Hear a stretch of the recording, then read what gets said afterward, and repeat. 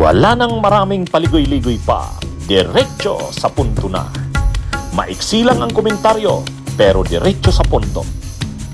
Maraming kuro-kuro, may tiwali, may totoo. Dito, sa puntong diretso tayo. Punto, diretso. Si Joel Villanueva, si Boy Dila, ano na ngayon? Joel is lying. Ha? Nung diniscuss ko ito nung una, sabi ko may ebidensya kay Villanueva. Pero ang ebidensya nating sinasabi, ano yun hindi naman talaga picture niya eh. Pinakita lang natin na hindi totoo yung sinasabi ni Joel Villanueva na wala siyang koneksyon, wala silang koneksyon, lalo na siya sa DPWH. Hindi siya naglalabi ng mga projects, lalo na flood control projects sa DPWH. Ayon sa kanya yun. At tinanong niya pa yung si Manuel Bunuan, secretary ng DPWH sa Senate hearing, ako po ba'y naglalabi sa inyo? Siyempre, alam nga namang sabihin ni Secretary Bunuan na yes po, Senator. Siyempre sasabihin, hindi. Di nagmalaki ngayon si Joel Villanueva. Hindi daw talaga siya involved yan sa mga flood control projects na yan. O ano pa mang infrastructure projects sa DPWH. Hindi niya daw ugaling maglabi. Wala daw siyang mga kakilala, kaibigan dyan sa DPWH. Tapos kahapon, lumabas yung picture ng kapatid niya, yung mayor ng Bukawi, si Junjun Villanueva, kasama yung controversial na district engineer ng DPWH, si Henry Alcantara. Yan yung promotor ng mga maanumalyang mga flood control project sa Bulacan. Ngayon, mas may lumabas pang mga ebidensya na hindi totoo, na hindi close si Villanueva mismo, si Joel Villanueva, sa mga DPWH, lalo na sa Bulacan. Ang daming pictures, kasama siya, si Joel Villanueva, mga kabunyog, kasama siya mismo. At katabi niya, ang controversial na district engineer na si Henry Alcantara. So paano niya ngayon sasabihin, napakaraming projects, napakaraming projects na inaugurate sa Bulacan.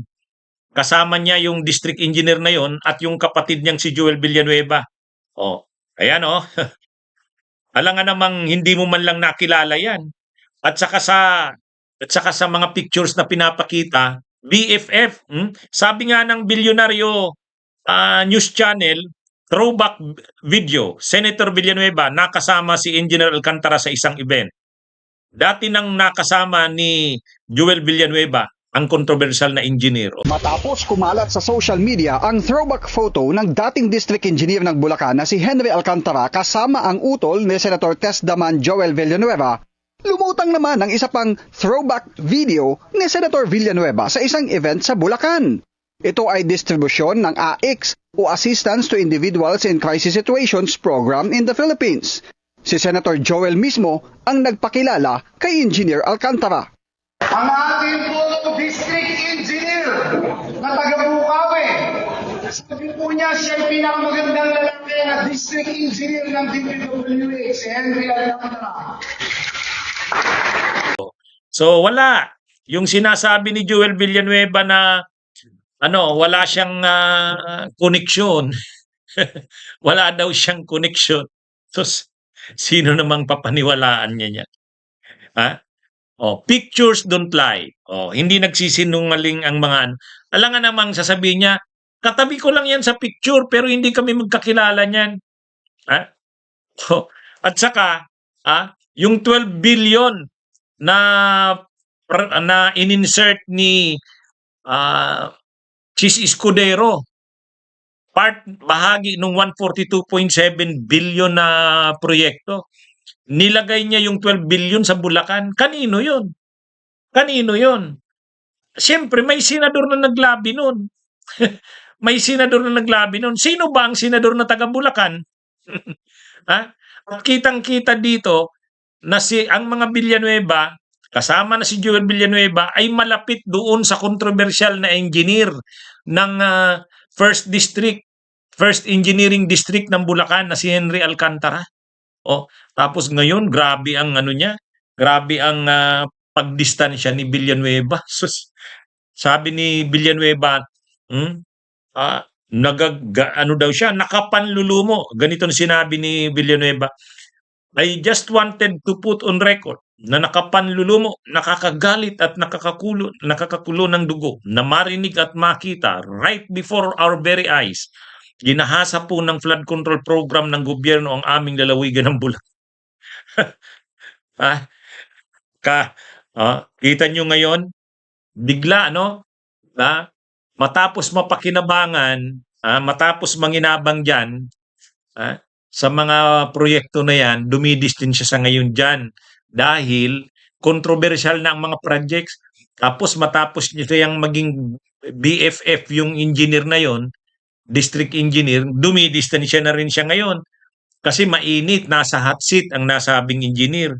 Ang tindi rin nito, ang tindi rin nito ni Joel Villanueva. Sabi nga sa Billionaire News Channel, picture perfect BFFs.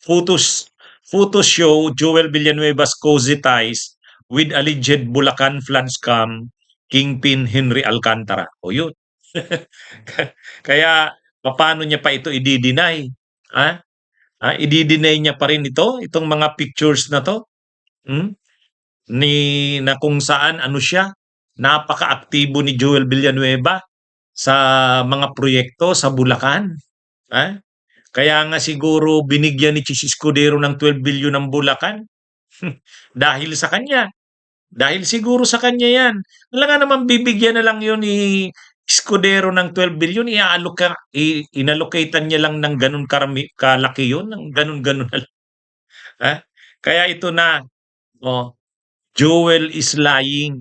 Sinong maniniwala sa kanya na wala man lang daw siyang connections, hindi man lang daw siya naglalabi ng mga proyekto sa DPWH.